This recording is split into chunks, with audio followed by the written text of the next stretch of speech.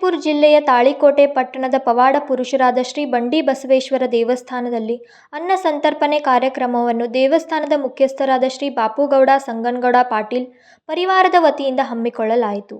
ಅನ್ನ ಸಂತರ್ಪಣೆ ಕಾರ್ಯಕ್ರಮದಲ್ಲಿ ಶ್ರೀ ಬಂಡಿ ಬಸವೇಶ್ವರರ ಅಪಾರ ಭಕ್ತರು ಭಾಗವಹಿಸಿದ್ದರು. ಈ ಸಂದರ್ಭದಲ್ಲಿ ಶ್ರೀ ಶರಣಗೌಡ ಪಾಟೀಲ್ ಮಾತನಾಡಿ, 1735ರಿಂದ ನಮ್ಮ ಪೂರ್ವಜರು ಈ ದೇವಸ್ಥಾನದ ಜವಾಬ್ದಾರಿಯನ್ನು ಹೊತ್ತಿಕೊಂಡು ಭಕ್ತಿಯ ಸೇವೆಯನ್ನು ಮಾಡುತ್ತಾ ಬಂದಿದ್ದಾರೆ ಎಂದರು.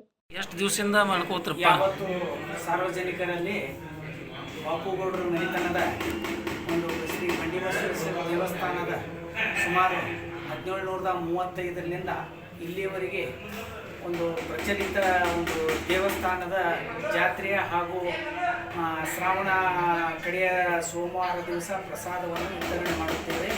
ಈ ಪ್ರಸಾದವಾಗಲಿ ಅಥವಾ ಜಾತ್ರೆಯಗೋಸ್ಕರವಾಗಲಿ ಯಾವುದು ಪಟ್ಟಿ ಒಗರೆ ಹಣ ದವಸ ಧಾನ್ಯ ಏನೂ ತೆಗೆದುಕೊಳ್ಳದೆ ನಾವು ಸ್ವಂತ ಅಭಿಪ್ರಾಯ ಮೇರೆಗೆ ನಾವು ಈ ಪ್ರಸಾದವನ್ನು ಹಾಗೂ ಜಾತ್ರೆಯನ್ನು ಕೂಡ ಸುಮಾರು 1735 ವರ್ಷದಿಂದ ಇಲ್ಲಿವರೆಗೆ ಸುಮಾರು ನಮ್ಮ ತಂದೆ ಮುತ್ತಜ್ಜ ಹೀಗೆ 5 ತಲೆಮಾರದಿಂದ ಕೂಡ ಈ ಜಾತ್ರೆಯ ಹಾಗೂ ಶ್ರೀ ಬಂಡಿ ಬಸವೇಶ್ವರ ದೇವಸ್ಥಾನದ ಜೀರ್ಣೋದ್ಧಾರಕ್ಕಾಗಿ ನಾವೆಲ್ಲರೂ ನಮ್ಮ ಮನೆಯ ಎಲ್ಲ ಅಣ್ಣ ತಮ್ಮಂದಿರು ಹಾಗೂ ನಮ್ಮ ಬಂಧು ಬಳಗ ಹಾಗೂ ತಾಳಿಕೋಟೆಯ ಯಾವತ್ತೂ ಸಾರ್ವಜನಿಕರು ಇದಕ್ಕೆ ಭಾಳ ಅನ್ಯೋನ್ಯವಾಗಿ ಹಾಗೂ ಅಷ್ಟೇ ಪ್ರಚಲಿತವಾಗಿ ದೇವಸ್ಥಾನಕ್ಕೆ ನಡೆದುಕೊಳ್ಳುವುದಾಗಲಿ ಹಾಗೂ ಒಂದು ದೇವಸ್ಥಾನವು ಜೀರ್ಣೋದ್ಧಾರಕ್ಕಾಗಿ ಶ್ರಮ ಪಡುವುದಕ್ಕೆ ನಾವೆಲ್ಲರೂ